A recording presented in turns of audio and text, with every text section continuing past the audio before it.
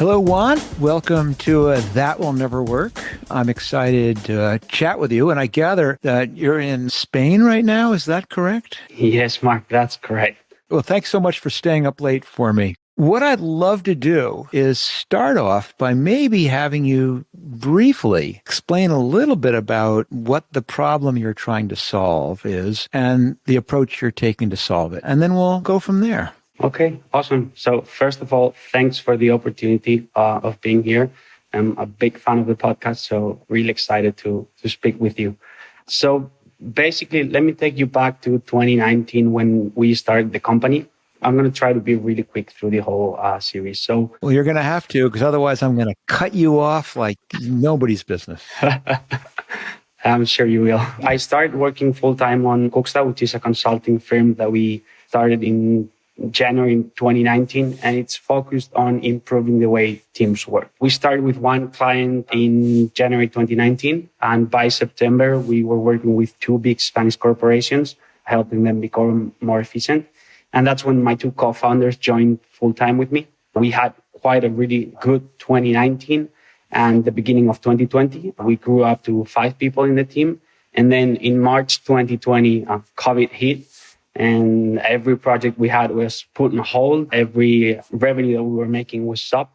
We barely managed to make it through 2020 and 2021 thanks to our own cash reserves and a bank loan that we asked for. That's when we figured by the end of 2020, we need to make something that is less dependent on having a few clients.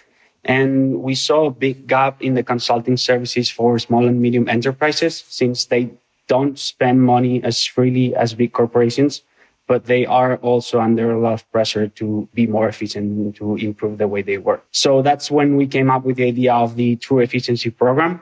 The best way to explain it is through an example. It's basically then if you want to get fit, you basically have 3 options. You can either hire a personal trainer and a nutritionist and you will get fit. It costs a lot of money, but you do get fit, which is similar to traditional consulting if you find a good one, of course.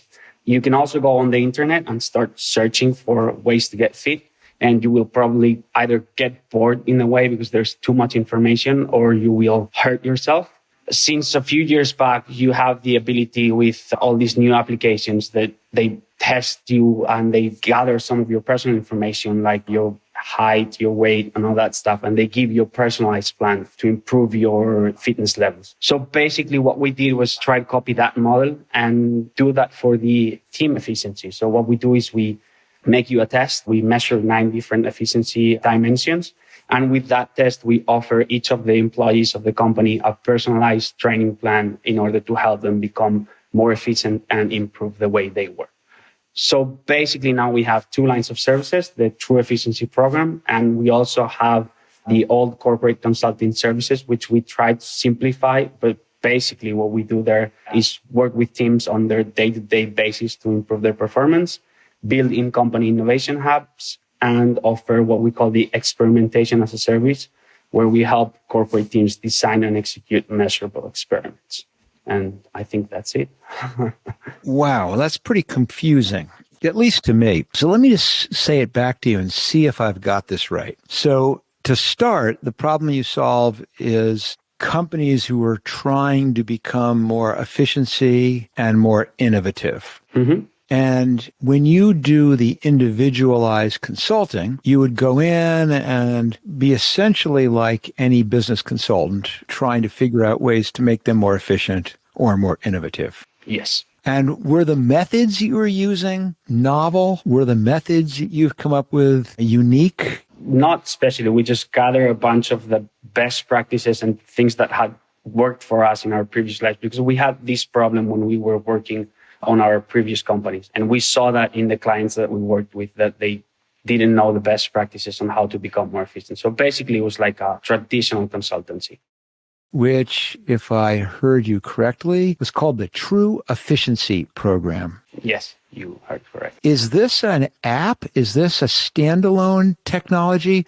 Or is this something that's done in conjunction with humans, with real people? Okay, so right now is a bunch of things. We launched the MVP on March, and we're still trying to figure out how to round everything up. But we have a test that is we do it through an application that gives us some results that we have to manually translate into what the program would be. And then we deliver the information both through video appeals and through an online platform that we hire from a third party, where you have all these pool of information that you can access for extra resources. And then we have live courses that we do with different groups. Before I launch into this, what is it that you're actually trying to solve now? Or is there anything specific that would help focus our conversation? Yeah. So basically, what I'm trying to figure out is, should we still pursue the consulting services, traditional consulting services, or should we just focus on this new program that is more scalable, will give us more probably revenue in the long term, but in the short term is not going to solve our financial problems? Or should we focus on the consulting services, which are more short-term revenue and more profitability and probably easier to sell for the moment? So this is a really great question because it really emphasizes that not all startups are the same, either at the pace they go or how they fund themselves or what their expectations are. And people read, of course, a lot about the entire Silicon Valley startup scene, or even the startup scene which is happening in other more developed parts of the world, where people raise from the get-go $10 million, or the seed rounds now are, the pre-seed rounds are $2 million, and the seed rounds are $10 million, and the Series A are 20. These huge amounts of money, and people immediately jump up to having 20 employees, 30 employees, 50 employees, sometimes when they're still pre-revenue. And people seem to think that that's the only way to do it, that you have to go big or go home. And there's a lot of reasons not to do it that way. One, of course, is that you're still finding your way in terms of what is the problem you're solving, who are you solving it for, is, in fact, the idea you have a good one. You're going to be very careful to preserve your flexibility. You don't want to take on money. You don't want to grow quickly. You want to go very slowly and deliberately and find the market. That's certainly a legitimate path. The second legitimate path is to say, no, I want this to be something, and it used to be called, perhaps somewhat still is, a lifestyle business, where why do I want to work that hard? Why do I want to all of a sudden be worrying about managing dozens of people and having huge staffs and very, very complicated businesses? And of course, the third reason to go slow is you don't have the option to go fast, either because the part of the world you're in doesn't yet have the developed funding systems, or because for some other reason you simply can't raise the money. All of those are legitimate choices, but it does need me to ask you, and it definitely comes back to how I would perhaps answer your question. How did you fund the growth to be where you are right now? Okay, so far we used our own money at the beginning to launch. We didn't need much because we had a client really, when we started dedicating ourselves full time, we already had one paying client, so that helped not put too much of our money inside. And then the rest has been organic growth from the clients that we had. So we haven't had any outside investment yet. In Madrid, is there a entrepreneurial funding option available in a place like that? It is. There are options available. We've been talking to a headhunting firm that is interested in selling our corporate services as part of their portfolio. And we're pretty advanced in that negotiation. So it's something that might happen in the near future. But it's not like the way it is where I'm sitting, where I kind of can basically take a flag and put it out the window and with a dollar sign on it, and then someone's going to drive up and be interested in talking. Yeah, probably not. I mean, the Spanish ecosystem right now, there's more investment than a few years ago. If you asked me 5 years ago, I would say definitely not. Now there are some efforts being made, but it's not easy to find funding for the beginning stage of a project. Yeah, it's really interesting where years ago when I was visiting a friend of mine, I was living in Paris, and an American friend of mine came to visit. And together we went to visit his sister, another American who was married to a Frenchman. And this Frenchman owned a big company which imported leather gloves or something like that. And because I was an American business person and my friend is an American business person, we went and visited and we were talking to the guy who owns the glove company. We were talking about, well, have you tried this? And maybe you could expand. And have you ever considered moving your manufacturing? And we're kind of just having what we consider a normal business conversation. And you could see this expression on his face of total lack of understanding, but not lack of understanding of what we meant about the business things we were talking about. And finally he said, why? Why would I want to do that? He goes, I have this great life now. I have a house, apartment in Paris. We have a very nice place in the south of France. I take 5 weeks off every summer where I can spend on vacation. I can take my long weekends. Why would I want to make a company any more complicated than that? And it was this really interesting observation that not everyone has the same big, fast mentality that permeates a lot of American business culture, especially startup culture. So to your question, I would absolutely do both.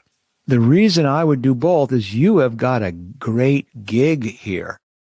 You have someone else who is funding your growth. You have clients who are paying you. And what an amazing luxury. They're paying you more than it costs you to provide the service. You have revenue left over. You're able to live, maybe not as well as you perhaps would like, but you're able to live and you're able to invest in this new product line.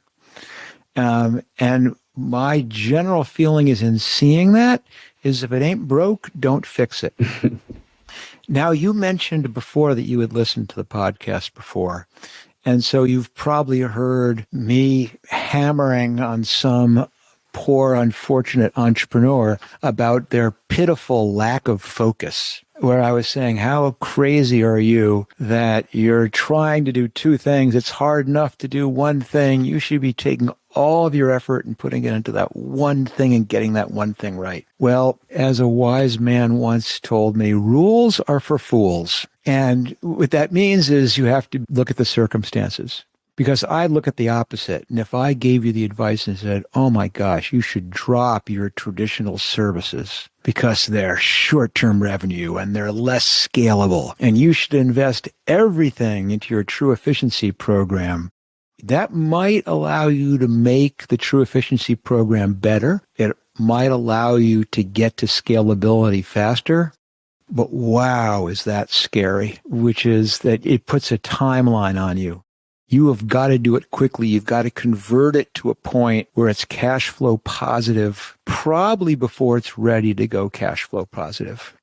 That's why I started off with asking about the funding environment. Because if you thought it was possible, and I'm going to say relatively uncomplicated, to find someone else to help you make this bet, to say, we're willing to invest €1 million or whatever the number you think is, to allow you the time to focus entirely on your true efficiency program and get that to the point where it can be self-sustaining, then yes, maybe you do want to focus on that.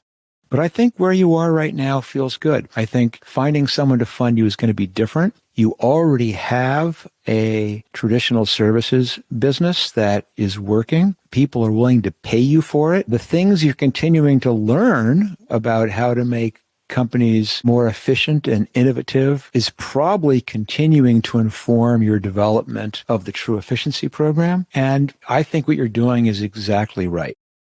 Now, here's my caveat.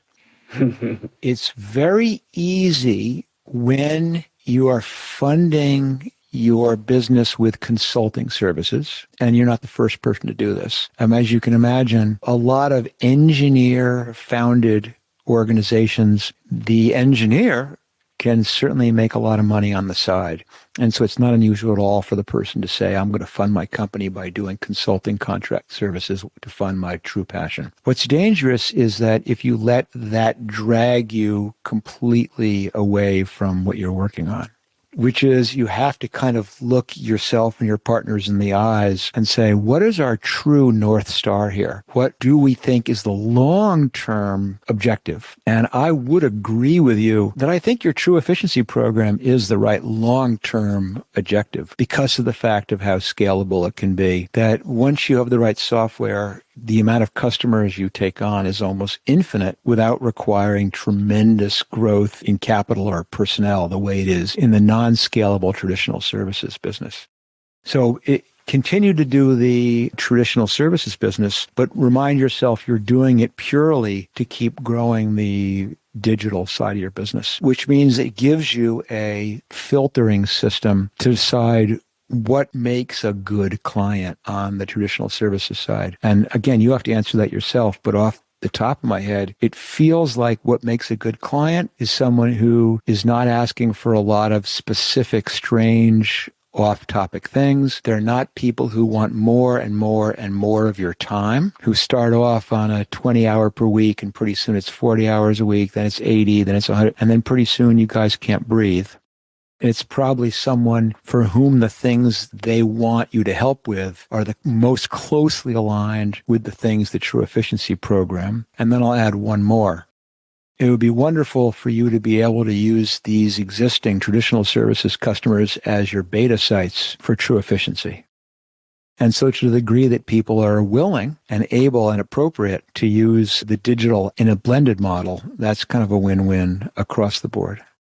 Awesome. Thanks a lot. That was a lot of information to take in, but it definitely reinforces some of the ideas we had a few months ago, where we also tried to simplify our consulting services into 2 or 3 things in order to be able to focus on the True Efficiency program. So thanks a lot for all that information and all that.